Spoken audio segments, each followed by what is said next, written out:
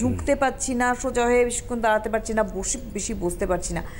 যখন ধরা পড়ছে তখন তার একটাই ট্রিটমেন্ট নয়, আমরা কি করছি যে বেল্ট পরতে হচ্ছে, স্টেরয়েড নিতে হচ্ছে, পেইন কিলার নিতে হচ্ছে, কিন্তু একটা স্টেজ অবধি ঠিক আছে, কমছে কিন্তু না, সেইখান থেকে মানুষ বেরোতে চাইছে। দেখো, সেখান থেকে বেরোতে গিয়ে বহু মানুষ অপারেশন পর্যন্ত করেছেন, হ্যাঁ একদম, যেটা সাজেস্টেড থাকে। কিন্তু যারা অপারেশন করেছেন এবং সেরকম প্রচুর পেশেন্ট আমাদের কাছেও এসছে, তারা কিন্তু দিব্যি সেই কষ্টটাই পাচ্ছে যেটা না ছিল।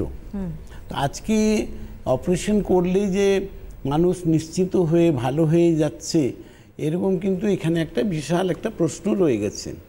কিন্তু আজকের ডেটে লাম্বার স্পন্ডিলাইটিস নিয়ে যারা ভুগছিলেন, যে আমি বসতে পারছি না, আমি বেশিক্ষণ দাঁড়িয়ে হাঁটাচলা করতে পারি না, দাঁড়ালে পরে আমার একটু হাঁটাচলা করলে পরে আমার কোমরটা লক করে যায়, আমি রাত্রিবেলা শুয়ে এপাশ ওপাশ করতে পারি না, ভীষণ প্রবলেম।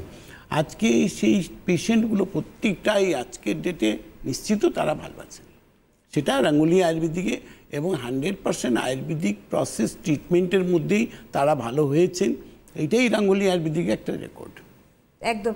আজকে ঠিক যেমন লাম্বার স্পন্ডিলোলিসিসের সমস্যা থেকে মানুষ সহজে বেরিয়ে আসতে পেরেছে, তার কারণ সহজ শব্দটার জন্য বললাম, কারণ একটা রুটে গিয়ে রঙ্গোলি ট্রিটমেন্ট করছে এবং সেখান থেকে মানুষকে কিন্তু নিস্তার দিচ্ছে।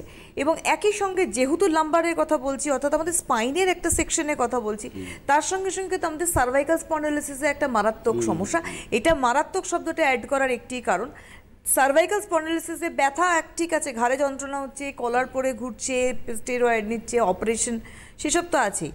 সব থেকে বড় বিষয়, রাস্তাঘাটে হঠাৎ করে ব্ল্যাকআউট হয়ে যাচ্ছে, বুঝতেই পারছে না কি ব্ল্যাকআউট হয়ে গেছে, রাস্তাঘাটে অ্যাক্সিডেন্ট কত এরকম হয়েছে। তো এইটার থেকেও কিন্তু বেরিয়ে আসাটা খুব, নির্মূল হওয়াটা খুব জরুরি। ডেফিনেটলি আজকের ডেটে সার্ভাইকাল স্পন্ডিলাইটিস অ্যানাদার সব থেকে বড় ক্রিটিক্যাল ডিজিজের মধ্যে বলবো। কেন?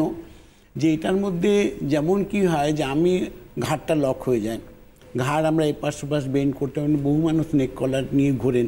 আজকে তারা কি সুস্থ হতে পেরেছেন? আজকে বহু মানুষ অপারেশন করেছেন, তারা কি সুস্থ হতে পেরেছেন?